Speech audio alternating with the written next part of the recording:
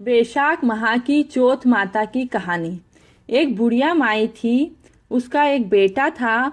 बुढ़िया माई अपने बेटे के लिए 12 महीने की 12 चौथ का व्रत करती थी। बेटा जंगल में गाय चराने जाता, वहां से लकड़ियां काट कर लाता और उन्हें बाजार में बेचता।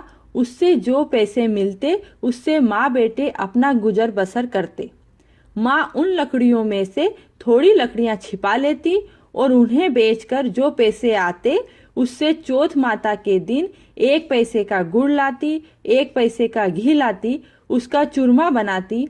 चौथ माता व गणेश जी का निकाल कर बाकी चूरमा बेटे के खाने के लिए रख देती और खुद हाथ जोड़कर माता के रूखा सूखा खा लेती। एक दिन पड़ोसन ने माई के बेटे को भड़काते हुए बोला, बेटा तू इतनी मेहनत से लकड़ियां बेचकर पैसे कमाता है और तेरी माँ हर चौथ को चूरमा बनाकर खाती है। एक बार चौथ के दिन बेटे ने अपनी माँ को छिप छिप कर देखा कि माँ सेठ के यहाँ गई, वहाँ से गुड़ और घी लेकर आई, चूरमा बनाया। चौथ माता और गणेश जी को का निकाल कर बचा हुआ चूरमा बेटे के लिए रख दिया और खुद ने रूखी सूखी खाकर पानी पी लिया। माँ को इस तरह चूरमा बनाते देखकर बेटा दूसरे दिन माँ से बोला, माँ या तो तू चौथ माता को छोड़ दे या मुझे। माँ बोली, बेटा यह व्रत तो मैं तेरे लिए करती हूँ, मैं तुझे भी नहीं छोड़ सकती और चौथ माता को भी नहीं। यह सुनकर बेटे ने कहा, माँ मैं परदेश जा रहा हूँ। माँ बोली, बेटा तू परदेश जा रहा है, अनजान जगह है, वहाँ कोई भी अपना नहीं होगा। तू चौथ माता के ये आंखें साथ में ले जा। जब भी तेरे ऊपर कोई संकट आए तो आंखें पूर देना, तेरा संकट टल जाएगा। आंखें गेहूं के उन दानों को कहते हैं जो कहानी सुनते समय हम लेते हैं।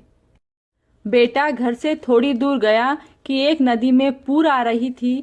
जाने के लिए रास्ता नहीं था। उसने माँ के दिए हुए आँखों में से कुछ आंखें पूर कर दिए और बोला, हे चौथ माता, अगर मेरी माँ मेरे लिए चौथ का व्रत करती है तो रास्ते खुल जाएं। रास्ते खुल गए। आगे गया तो बहुत घना जंगल था। शेर चीते दहाड़ रहे थे। उसे डर लगने लगा। तब उसने गेहूं के दाने डालकर फिर माता से बोला, चौथ माता मुझे इनसे बचा लेना। आंखें पूरते ही उसको आगे का रास्ता मिल गया। वह एक राजा की नगरी में गया। वहां का राजा हर महीने एक आदमी की बलि देता था। वो एक बुढ़िया माई के घर गया और देखा कि बुढ़िया माई पुए बना रही है और रोती जा रही है। उसने पूछा, माँ रो क्यों रहे हो? तब बुढ़िया माई बोली, रोऊं नहीं तो क्या करूं, कल मेरे बेटे को राजा बलि दे देगा। यह बात सुनकर वह बोला, माई ये पुए मेरे को खिला दे और तेरे बेटे की जगह मैं चला जाऊंगा। बुढ़िया माई ने उसे भरपेट पुए खिला दिए। रात को सोते समय उसने बोला कि माई राजा के सिपाही लेने आए तब उठा देना। आधी रात के बाद राजा के सिपाही बुढ़िया माई के बेटे को लेने आए।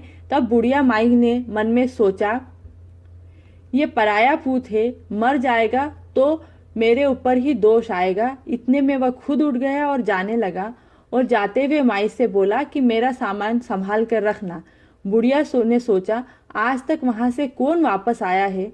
वो राजा के सिपाही के साथ चला गया। वहां उसको आग के अंदर बैठा दिया और आग पकने के लिए आग लगा दी।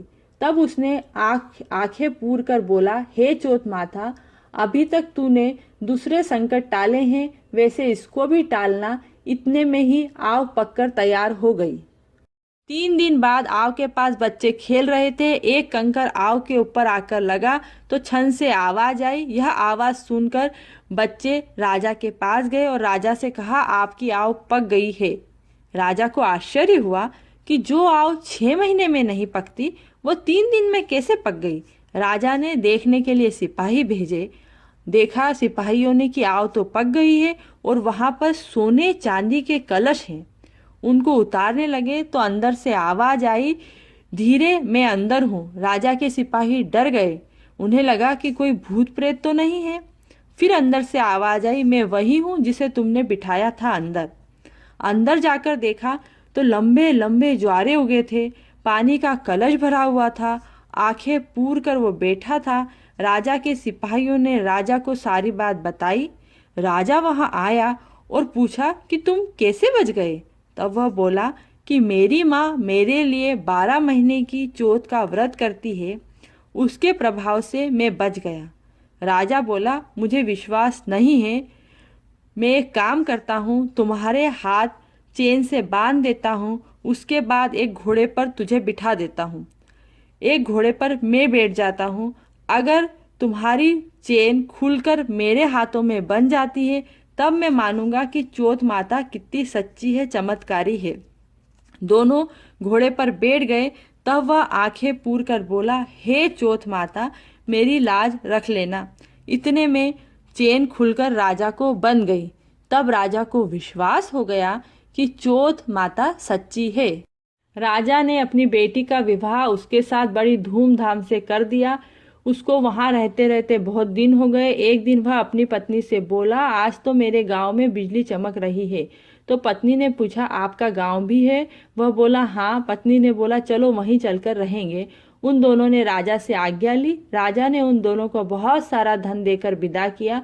उधर बुढ़िया माई से लकड़ी नहीं कटती थी, वो गोबर का कंडा बनाकर बेचती, उससे अपना गुजारा करती। पड़ोसन ने बुढ़िया के बेटे और बहू को आते देखकर बोला, बुढ़िया माई, तेरे बेटे बहू आ रहे हैं, साथ में बहुत सारा धन भी लेकर आए हैं।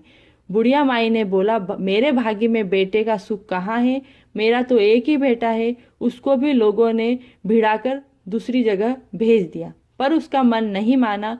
उसने झरोके में से देखा तो सच में उसका बेटा और उसके साथ में बहू आ रहे थे। बेटे बहू ने आकर माँ के पैर पड़े और बोले कि माँ, तेरे चौथ माता के व्रत के प्रभाव से ही हम वापस आए हैं। तब से सारे राज्य में ढिंडोरा पिटवा दिया गया कि सब कोई चौथ माता का व्रत करे। यह बैसाख की चौथ बड़ी चौथ कहलाती है। हे चौथ माता, जैसे बुढ़िया माई के बेटे को दिया, वैसे सबको देना। केतारे सुनता रे, हुकारा भरता रे। चौथ मैया की जय।